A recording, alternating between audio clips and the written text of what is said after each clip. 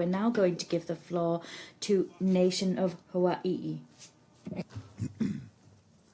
Aloha Chair, distinguished delegates, and relatives. My name is Moses Goods. I'm an actor and a storyteller, and I speak on behalf of the Nation of Hawaii to affirm that the human right to health includes something too often ignored, the right to remain who we are. For Native Hawaiians, language is not just communication. It is memory, it is identity, it is medicine. My grandfather, George Kanawai Pi'ilani, was born in 1889 into the Kingdom of Hawaii. But at the age of 4, our kingdom was illegally overthrown, resulting in the banning of the Hawaiian language in schools. Children were punished for speaking their language, including my own mother, who grew up in a generation that was disconnected from their language, their culture, and themselves.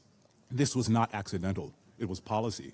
We have an olelo no eo, a proverb which says, "Iulu no kalala ʻike kumu." The branches of the tree grow because of the trunk, that trunk being our elders, through whom our knowledge and our identity is transmitted. But when poison seeps into that trunk, what ends up being transmitted is intergenerational trauma, cultural loss, and profound disparities in mental and community health. Under Article 13 of the United Nations Declaration on the Rights of Indigenous Peoples, we have the right to revitalize and transmit our language. Under Article 24, we have the right to traditional medicines and health practices, yet when our communities are displaced, as they are now in Lahaina, language transmission is disrupted. When families are separated from their land, culture is weakened. When culture is weakened, health declines. In the International Covenant on Economics, Social, and Cultural Rights affirms that the right to health includes cultural integrity and dignity. These are not abstract principles. These are conditions for survival.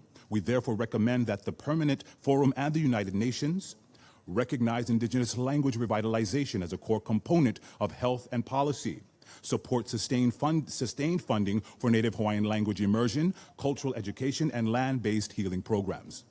Ensure that post-disaster recovery efforts prioritize cultural continuity and community cohesion. Protect Indigenous peoples from displacement that severs language transmission across generations, and advance international recognition of cultural erasure as a determinant of health inequity. We further call for collaboration between the Special Rapporteur on Indigenous peoples, cultural rights, and health to address these intersecting violations.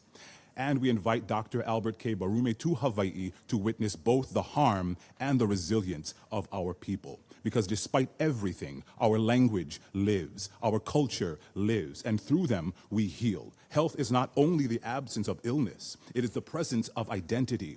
It is the continuity of culture. It is the ability to say who we are in our own language on our own land. Mahalo nui.